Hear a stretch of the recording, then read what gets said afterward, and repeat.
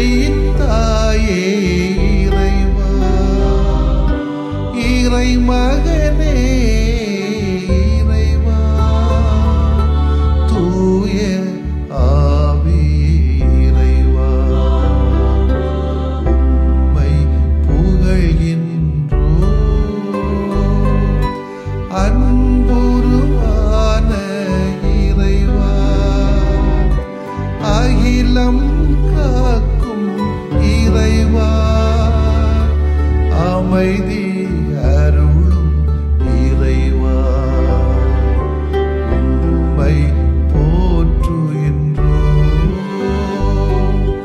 நெஞ்சில் சுமக்கும் இறைவா, நீதியில் நிறைவே இறைவா, சுமை தாங்கியே இறைவா, புகழ்ந்து போற்றி ஆராதிக்கின்றோம்.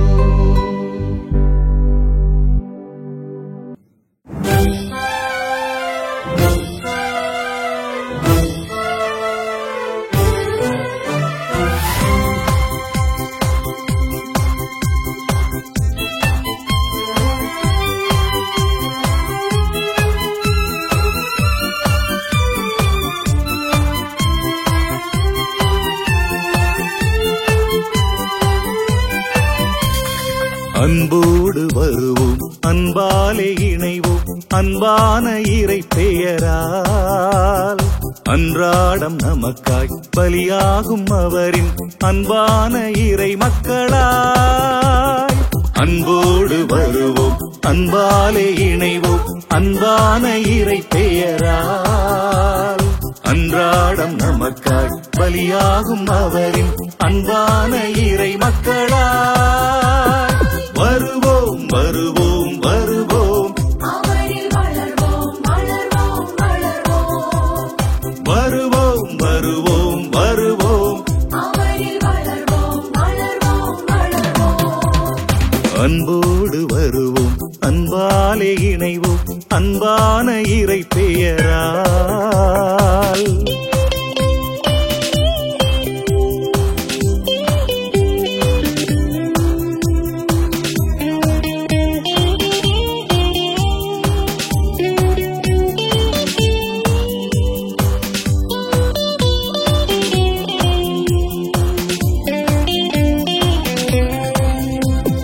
பார்வோன் நாட்டில் மோசே வழியாய் பாஸ்கா நடத்திய தேவன், பாலை வெளியிலும் பள்ளத்தாக்கிலும் பரிவுடன் தொடர்ந்த நம் தேவன்.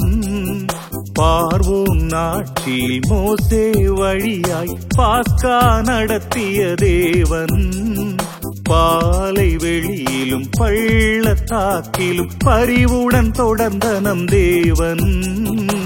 பாச உணர்வில் வாழ்வில் தொடரும் பணிகள் பயணங்களில், பாச உணர்வில் வாழ்வில் தொடரும் பணிகள் பயணங்களில் பாதுகாத்து உடன் நடந்திடுவார் பணிவிடை பலி நிறைவாய். பாதுகாத்து உடன் நடந்திடுவார் பணிவிடை பலி நிறைவாய். வருவோம் வருவோம் வருவோம், அவரில் வளர்வோம் வளர்வோம் வளர்வோம். வருவோம் வருவோம் வருவோம், அவரில் வளர்வோம் வளர்வோம் வளர்வோம். அன்போடு வருவோம், அன்பாலே இணைவோம், அன்பான இறை பெயரால்.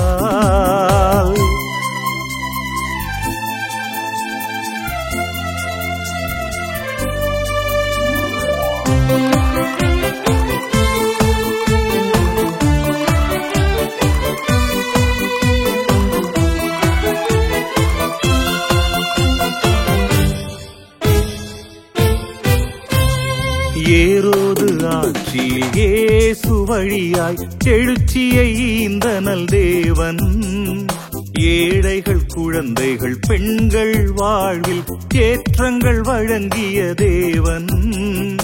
ஏரோது ஆட்சியில் இயேசு வழியாய் எழுச்சியை ஈந்த நல் தேவன், ஏழைகள் குழந்தைகள் பெண்கள் வாழ்வில் ஏற்றங்கள் வழங்கிய தேவன், ஏங்கும் மனிதரை தாங்கும் பணிகளில் எத்துயர் வருகையிலும், ஏங்கும் மனிதரை தாங்கும் பணிகளில் எத்துயர் வருகையிலும், எப்போதும் நம்மை தாய் போல் காப்பார் எளிய நம்பலி நினைவாய், எப்போதும் நம்மை தாய் போல் காப்பார் எளிய நம்பலி நினைவாய். வருவோம் வருவோம் வருவோம், அவரில் வளர்வோம் வளர்வோம் வளர்வோம். வருவோம் வருவோம் வருவோம், அவரில் வளர்வோம் வளர்வோம் வளர்வோம். அன்போடு வருவோம் அன்பாலே இறைவோம், அன்பான இறை பெயரால், அன்றாடம் நமக்காய் பலியாகும் அவரின் அன்பான இறை மக்களா. மத்தேயு எழுதிய நற்செய்தி அலகு 18 இறை சொற்றொடர்கள் 21 முதல் 35 வரையிலானவைகள். அக்காலத்தில் பேதுரு இயேசுவை அணுகி, ஆண்டவரே, என் சகோதரர் சகோதரிகளுள் ஒருவர் எனக்கு எதிராக பாவம் செய்து வந்தார். நான் எத்தனை முறை அவரை மன்னிக்க வேண்டும்? 7 முறை மட்டுமா என கேட்டார். அதற்கு இயேசு அவரிடம் கூறியது, 7 முறை மட்டுமல்ல, 70 தடவை 7 முறை என நான் உனக்கு சொல்கிறேன். விண்ணரசை பின்வரும் நிகழ்ச்சிக்கு ஒப்பிடலாம். ஒரு அரசர் தம் பணியாளர்களிடம் கணக்கு கேட்க விரும்பினார். அவர் கணக்கு பார்க்க தொடங்கிய பொழுது அவரிடம் 10,000 தாலந்து கடன்பட்ட ஒருவனை கொண்டு வந்தனர். அவன் பணத்தை திருப்பி கொடுக்க இயலாத நிலையில் இருந்தான். தலைவரோ அவனையும் அவன் மனைவி மக்களோடு அவனுக்குரிய உடைமைகள் யாவற்றையும் விற்று பணத்தை திருப்பி அடைக்க ஆணையிட்டார். உடனே அப்பணியாள் அவர் காலில் விழுந்து பணிந்து, என்னை பொறுத்தருளுக, எல்லாவற்றையும் உமக்கு திருப்பி தந்து விடுகிறேன் என்றான். அப்பணியாளின் தலைவர் பரிவு கொண்டு அவனை விடுவித்து அவனது கடன் முழுவதையும் தள்ளுபடி செய்தார். ஆனால் அப்பணியாள் வெளியே சென்றதும் தன்னிடம் 100 தினாரியம் கடன்பட்டிருந்த உடன்பணியாளர் ஒருவரை கண்டு, நீ பட்ட கடனை திருப்பி தாய் என கூறி அவரை பிடித்து கழுத்தை நெரித்தான். உடனே அவனுடைய உடன்பணியாளர் காலில் விழுந்து, என்னை பொறுத்தருள்க, நான் திருப்பி கொடுத்து விடுகிறேன் என்று அவனை கெஞ்சி கேட்டார். ஆனால் அவன் அதற்கு இசையாது கடனை திருப்பி அடைக்கும் வரை அவனை சிறையில் அடைத்தான். அவருடைய உடன்பணியாளர்கள் நடந்ததை கண்டபோது மிகவும் வருந்தி தலைவரிடம் போய் நடந்தவற்றையெல்லாம் விளக்கி கூறினார்கள். அப்போது தலைவர் அவனை வரவழைத்து, பொல்லாதவனே, நீ என்னை வேண்டிக் கொண்டதால் அந்த கடன் முழுவதையும் உனக்கு தள்ளுபடி செய்தேன். நான் உனக்கு இரக்கம் காட்டியது போல நீயும் உன் உடன்பணியாளருக்கு இரக்கம் காட்டியிருக்க வேண்டுமல்லவா என்று கேட்டார். அத்தலைவர் சினம் கொண்டவராய் அனைத்து கடனையும் அவன் அடைக்கும் வரை அவனை வதைப்போரிடம் ஒப்படைத்தார். உங்களுள் ஒவ்வொருவரும் தம் சகோதர சகோதரிகளை மனமாற மன்னிக்காவிட்டால் விண்ணுலகில் இருக்கும் என் தந்தையும் உங்களை மன்னிக்க மாட்டார். ஆண்டவரின் அருள்வாக்கு. இறைவா உமக்கு நன்றி. கிறிஸ்து இயேசுவில் பிரியமுள்ள சகோதரிகளே சகோதரிகளே, என்னில் இருக்கும் நான் மறைந்தால்தான் பிறரில் இருக்கும் இறைமை என்ற புனிதத்தை நம்மால் ஏற்றுக்கொள்ள முடியும். டெக்கார்ட்ஸ் என்ற பிரெஞ்சு மெய்யியல் சிந்தனையாளர் கூறுவார், நான் சிந்திக்கிறேன், எனவே நான் கொச்சித்தோ எர்கோசும் என்று சொல்லுவார். 1990ஆம் ஆண்டுகளிலே நாட்டின் பொருளாதாரம் தலைவிரித்து முதலாளித்துவம் கொடிகட்டி பறந்தபோது சுமோ ஏர்கோசும் என்ற சொற்றாடல் உருவாகி பறந்து திரிந்தது. அதாவது, நான் வாங்குகிறேன், எனவே நான் என்று தமிழிலே மொழிபெயர்க்கலாம். ஆனால் 2000 ஆண்டுகளாக கிறிஸ்தவ விழுமியங்களின் மதிப்பீடுகளின் அடித்தளமாக விளங்கிய திமித்தோ எர்கோசும், நான் மன்னிக்கிறேன், எனவே நான் என்பதுதான் இதன் தமிழாக்கம். இவ்வாறு பேரளவில் மட்டும் நாம் மற்றவர்களை மன்னிக்கிறோமே தவிர செயலளவில் அல்ல. பல குடும்ப பிரச்சனைகளை சந்திக்கிற சூழல்ல கடைசியில் வருகிற வார்த்தை என்ன தெரியுமா? ஃபாதர், எத்தனை முறை மன்னிக்கிறது இவனையும், அல்லது அவன் சொல்லுவான், எத்தனை முறை இவளை மன்னிக்கிறது ஃபாதர். மக்கள் சொல்லுவாங்க, எத்தனை முறை இந்த சாமியாரை மன்னிக்கிறது. சாமியார் சொல்லுவார், எத்தனை முறை மக்களை மன்னிக்கிறது ஆண்டவரே என்று. எத்தனை முறை மன்னித்தாலும் நாம் சலித்து போவது இல்லை. மன்னிப்பது ஒரு வாழ்க்கை முறையாகத்தான் இருக்க வேண்டும், வேற வழியே இல்லை. மன்னிப்பதால் மட்டும்தான் மனிதன் மகிழ்ச்சியாக வாழ முடியும் என்பது உண்மை. எவ்வளவுதான் நியாயம் நம்மிடத்தில் இருந்தாலும் சரி, எல்லாவற்றையும் சரி என்று பிறர் நம்மை பார்த்து சொன்னாலும் சரி, தவறு நடக்கிற பொழுது மன்னித்தால் மட்டும்தான் வாழ்வு. அது எத்தனை முறை மன்னிக்கிறது பற்றியெல்லாம் நான் இப்போ பேச போறதில்லை. எப்படி மன்னிக்கிறது? முழுமையாகத்தான், வேற வழி இல்லை. கடவுள் இரக்கம் காட்டவில்லை என்று சொன்னால், கடவுள் உங்களையும் என்னை மன்னிக்கவில்லை என்று சொன்னால், இந்த நேரத்தில் நானும் இல்லை, நீங்களும் இருக்க முடியாது. அந்த அளவுக்கு தவறுகளும் பலவீனங்களும் நிறைந்த இந்த உலகத்திலே தான் நம்ம இருக்கிறோம். யூதர்கள் மத்தியிலே ஒரு எண்ணம் இருந்தது. கடவுள் தங்களை அன்பு செய்கிறார், எனவே தாங்கள் செய்வது சரி என்ற ஒரு கண்ணோட்டத்தில் வாழ்ந்தார்களாம். ஆனால் மற்றவர்களை ஏற்றுக்கொள்வதில்லை, தவறான வழியில் நடத்தினார்கள். இதனை உணர்ந்துதான் அவர் இந்த உவமையை எடுத்துரைக்கிறார். இரக்க மிகுந்த கடவுள் நமது குற்றங்களை மன்னிக்க தயாராக இருக்கிறார். ஆனால் நாம் பிறருடைய குற்றங்களை மன்னிக்கிறோமா என்று சிந்திப்பதற்காக. அதனால் தான் இந்த தவக்காலங்களில் அதிகமாக தியானங்களும் பிரசங்கங்களும் மறைவுரைகளும் அருளுரைகளும் இந்த மன்னிப்பு மன்னிப்பு மறப்பது என்றே இருக்கும். சில சமயங்களில் அது நமக்கு வேடிக்கையாக மாறிவிடுகிறது. மன்னிப்பு கேட்க தெரிந்தவன் மனம் திருந்தி வாழ்வான், மன்னிப்பு கொடுக்க தெரிந்தவன் மனம் மகிழ்ந்தும் வாழ்வான் என்று சொல்வார். பணியாளரின் மனம் திருந்துதலால் தலைவர் மகிழ்ச்சி அடைகிறார். ஆனால் அந்த பணியாளரின் மனம் திரும்புதல் போலித்தனமாகத்தான் இருக்கிறது. ஏனென்றால் அவர் பெற்ற மன்னிப்பை மற்றவரிடம் கொடுக்க மறுத்து விடுகிறார். எனவே அவர் தண்டனை பெறுகிறார். நாம் மற்றவர்களை மன்னிக்க முன் வருகிறோமா என்று யோசித்து பார்ப்போம். சிறு சிறு காரியங்களிலே நாம் மன்னிக்க பழகிவிட்டோம் என்று சொன்னால் பெரிய காரியங்களையும் மறந்து விடலாம், மன்னித்து விடலாம். மன்னிப்பும் இரக்கமும் தொடர் நிகழ்ச்சிகள். மனிதன் உள்ளவரை தொடர்ந்து கொண்டே இருக்கும். இறுதியில் இறைவனின் மன்னிப்பிலும் இரக்கத்திலும் ஒவ்வொரு மனிதனின் வாழ்வும் நிறைவும் முழுமையும் பெறுவதே வாழ்வின் இயற்கையான அமைப்பு. ஆமேன். மன்றாடுவோமாக. இறைவா, நீர் எங்களை மன்னிப்பது போல நாங்களும் பிறரை மன்னித்திட வரம் தாரும். ஆமேன்.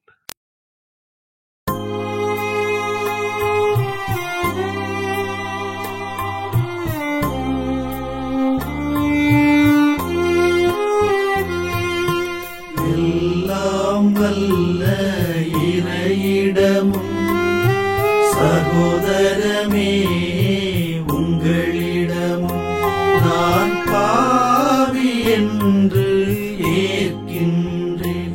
நான் பாவி என்று ஏற்கின்றேன்.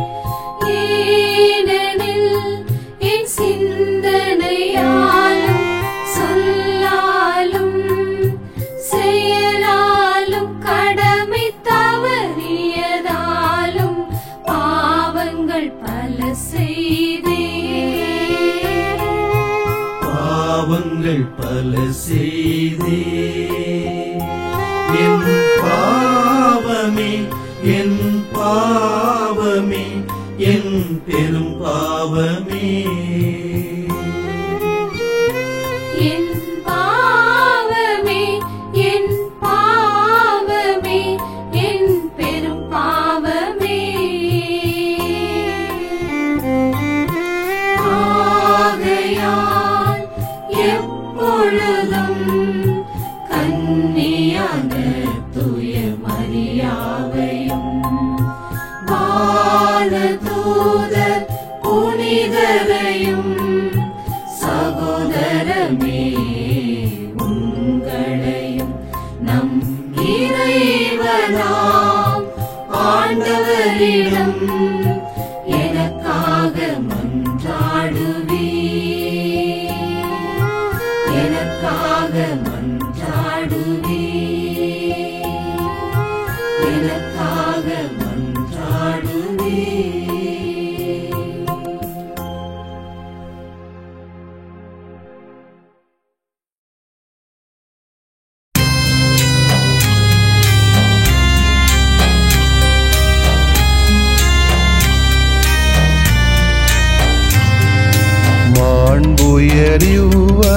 மாண்புயரிவருள்ளடையாளத்தை தாழ்ந்து பணிந்து ஆராதிப்போம்.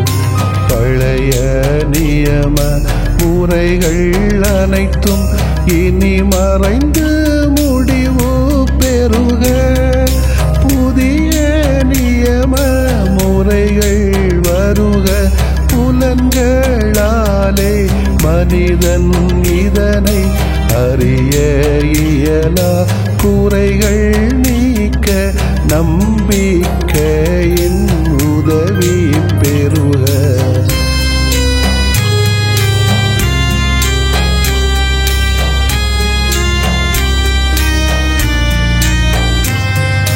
தந்தை அவர்க்கும் மகன் அவர்க்கும் புகழ்ச்சியோடு வெற்றியாக்கும்.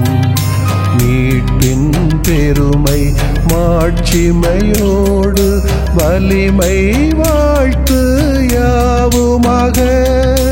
இருவரிடமாய் வருகின்றவராம் தூய ஆவியானவர்க்கும் அளவில்லாத சமப்புகழ்ச்சி என்றுமே உண்டாகுக. ஆமென்.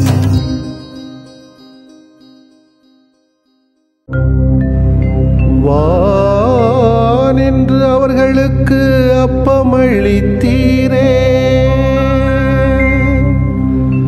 இனிமையெல்லாம் தன்னகத்தில் கொண்ட அப்பம் இதுவே. மன்றாடுவோமாக. இறைவா, இந்த வியப்புக்குரிய அல்வடையாளத்திலே உம்முடைய பாடுகளின் நினைவை எங்களுக்கு விட்டு சென்றீ. உம் திருவுடல் திருநத்தமாகியவற்றின் தூய மறைவருளை வணங்கும் நாங்கள்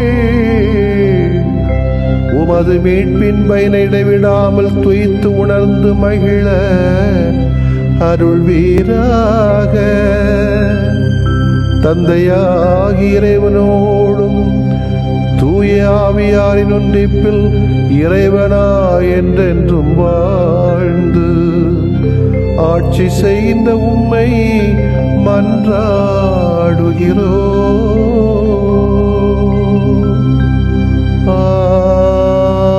ஆமென்.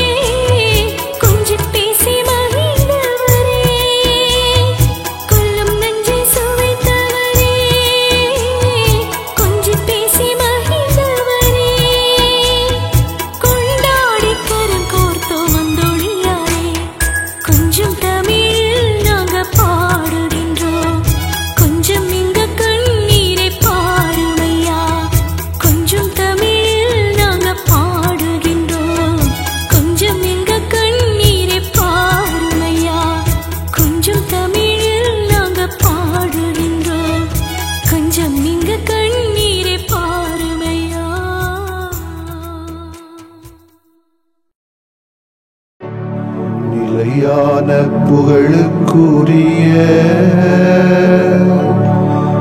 தூய இறை நன்மைக்கு எல்லா காலமும் தொழுகையும் புகழும் போற்றியும் ஆட்சிமையும் உண்டாக கடவது. போற்றியும் ஆட்சிமையும் உண்டாக கடவது. தந்தை, மகன், தூய ஆவியாரின் பெயராலே ஆமென்.